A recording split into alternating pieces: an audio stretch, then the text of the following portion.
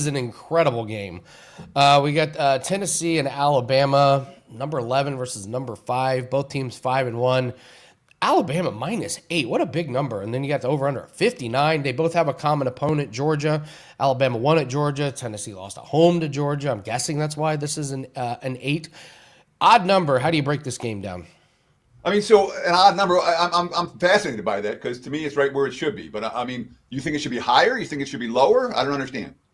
I just think 8 is a weird number in a football game. It to me, it tells me the books aren't quite sure what they want to do. Maybe the markets have pounded this number to 8. I just mean it's a strange number for two teams that are pretty similar in the rankings. Sure. I mean, rankings are pretty irrelevant. The question is how good these two teams actually are and how well they match up against one another. And I used a free play last week betting against Tennessee.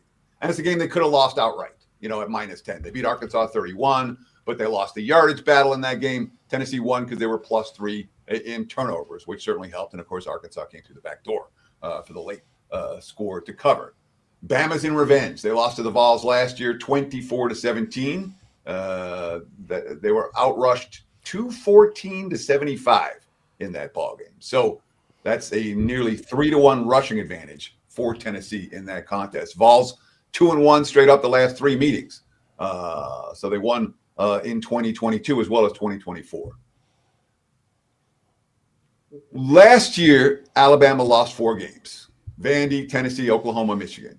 The first revenge matchup, they beat Vandy by 16, covered.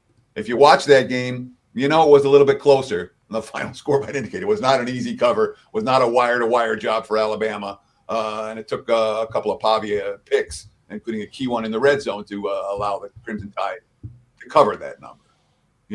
And I don't think this Alabama's offense is clicking on all cylinders. They've scored 30 points or less each of the last 3 games. This is their 4th straight game against a ranked foe.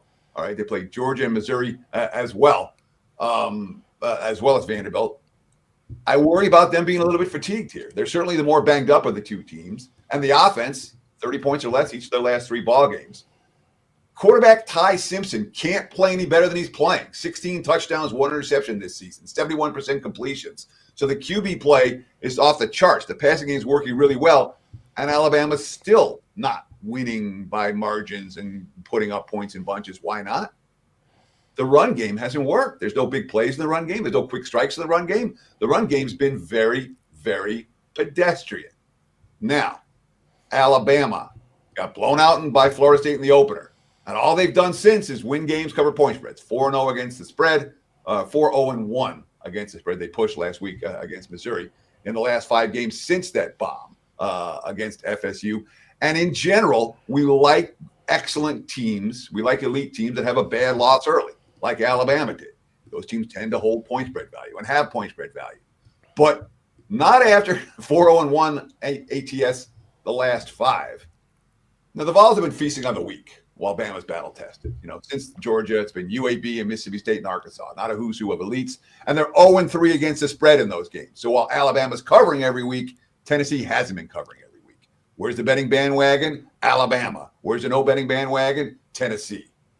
Joey Aguilar has better numbers. Everybody gets good numbers as Simpson. In fact, some of them are better. 9.2 yards per pass attempt. He's thrown 5 picks, but he has 14 touchdowns. But the key is Tennessee's been able to run the football. How'd they beat Bama last year? They ran the football. Each of Tennessee's top 4 backs have a longer rush than the 22-yard gainer from Alabama's top 2 backs. I trust Tennessee to run the football. I like underdogs who can run the football better than the favorite. The last 3 years, again, Tennessee's won 2 of them. They've won the yardage battle twice and tied the 3rd time. DeBoer, yes, he's 10-0 straight up in games at Bryant-Denny Stadium. 8 of those wins have come by double digits. Double digits cover this number. But again, common opponent. One team lost to Georgia by 3. One team beat Georgia by 3. The loss came in overtime. I think this number is a little bit high. And the Vols are live dogs, +8, 8.5 in Tuscaloosa on Saturday night. Real quick, Teddy, tell everyone what you have up for everyone this weekend at Wager Talk. So we're running good, guys. I mean, flat out. We're hot right now. 5-1 this week, 83% across sports. MLB or college football at 70% over the last 4 weeks. MLB at 75%, dating back to last postseason. We're running good. Even the NFL, we won on Monday Night Football. And while the NFL's been choppy the last Sundays for the year, we're in the black, and we're on a, what is it? I think 65% all sports run. Whatever, making money. Check out my page, wt.buzz/TC. We're in play in MLB. Playoff action for tonight. The NFL and college football will be posted as soon as I get off the show. And don't buy a play. Get on board with the package. The Weekend Warrior, $49. If you're looking to get every play in football, Saturday, Sunday, Monday, that's a package to get. But we got a 30-day deal right now. You take $50 off. You got a 90-day deal. You have a deal if you want a full year, all access. Get the rest of this year free. I encourage you. Again, I'm not going to promise you anything that I can't deliver. I'm going to give you my best every day, and I expect to win long term, and we're running good right now. So that's what you get if you sign up for a package, wt.buzz/TC.